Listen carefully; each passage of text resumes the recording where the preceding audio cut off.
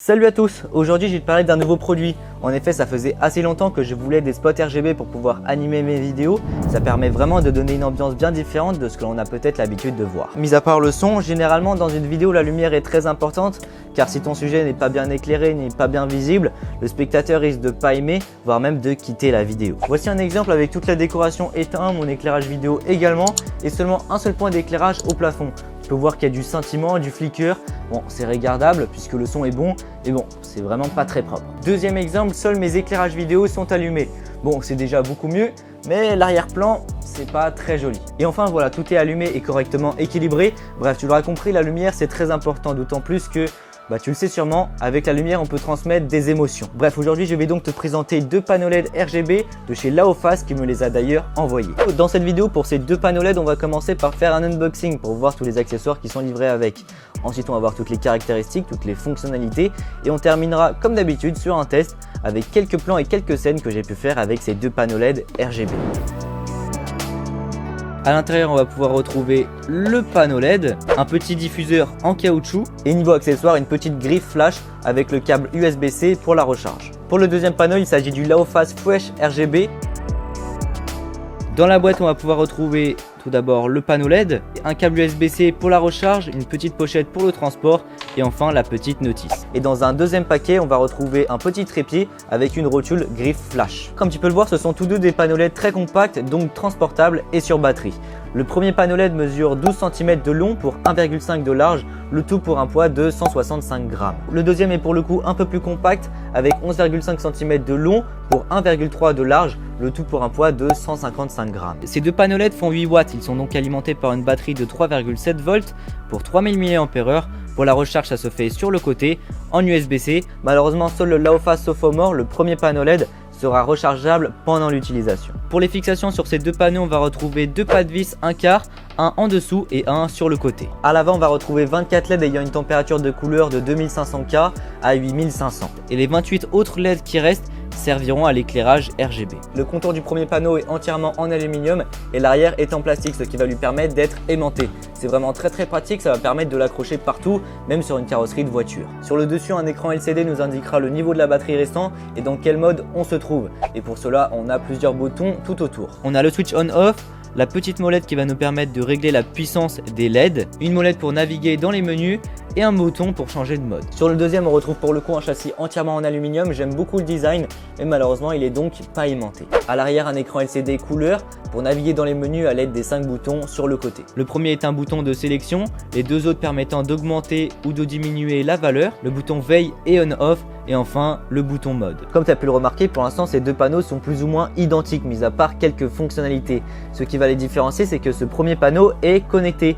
On va pouvoir modifier les réglages directement depuis l'application mobile disponible sous Android 10 ou une version supérieure à iOS 10. Une fois installé et ouvert, le panneau LED se connecte vraiment super rapidement en moins de quelques secondes. Franchement, c'est super rapide.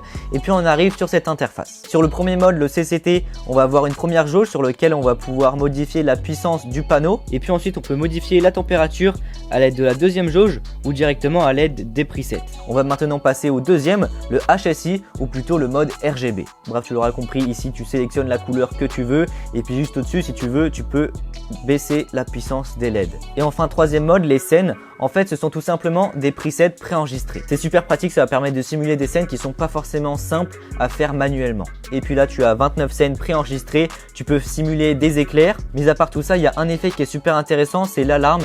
En fait, ça va simuler la police. Voilà, franchement, l'application elle est super pratique, ça va permettre de naviguer dans les menus beaucoup plus rapidement que si on faisait ça par l'écran LCD. Voilà pour ce premier panneau, on passe maintenant au deuxième. Une fois allumé, l'écran d'affichage va indiquer le niveau de la batterie, mais en plus, juste à côté, on a une petite prévisualisation du temps qui nous reste à l'utilisation du panneau. Et puis après, c'est à peu près les mêmes modes. On a le CCT, le RGB, le DIY couleur, donc on va pouvoir fabriquer la couleur que l'on souhaite. Et enfin, on a bien sûr les scènes. Alors sur ce panneau LED, c'est légèrement différent puisqu'on a 20 scènes et non pas 29, mais globalement c'est à peu près la même chose. On va maintenant passer au test de luminosité ou plutôt de puissance des LED en mode CCT et RGB. Donc c'est très simple, on va accrocher le panneau, On va mettre la puissance au minimum, puis au maximum, et puis on va voir ce que ça donne. Je rappelle que les deux panneaux LED ont la même puissance. Donc là, on est en train de faire les tests avec le Sophomore, mais ça sera exactement la même chose avec l'autre. Donc là, c'est parti, je suis dans le noir complet, mon appareil est à 6400 ISO, et le Sophomore m'éclaire avec une puissance de 3% et une température de 3500 K. Je suis à 2 mètres de la caméra, le panneau est à 3% de puissance, et puis on va augmenter au fur et à mesure. Donc là, je suis à 20%.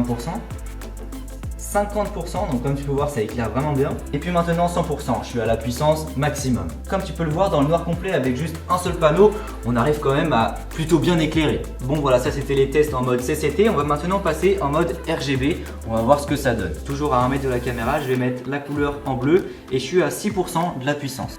Là je suis à 20%, 50%, 70% et maintenant 100%, puissance maximum. Comme tu peux le voir, même en RGB, je suis même un petit peu surexposé pour te dire que ça éclaire vraiment bien. Je suis toujours à 100% et puis là je vais changer les couleurs pour te donner une idée.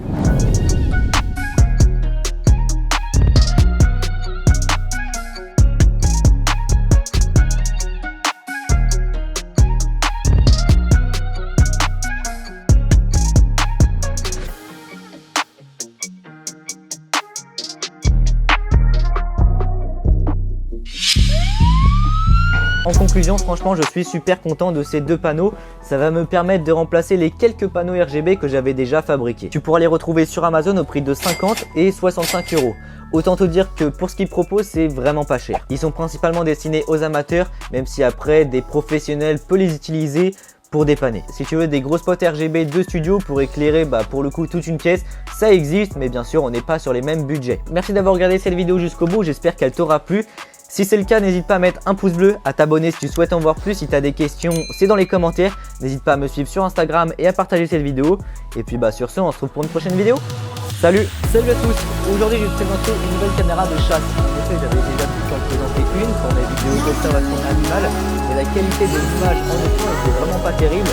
Là, normalement, ça devrait être réglé sur cette nouvelle caméra. Aujourd'hui, je vais donc te présenter la caméra H60 de Appleman, qui nous l'a d'ailleurs envoyée. Dans cette vidéo, on va donc commencer avec un unboxing pour voir.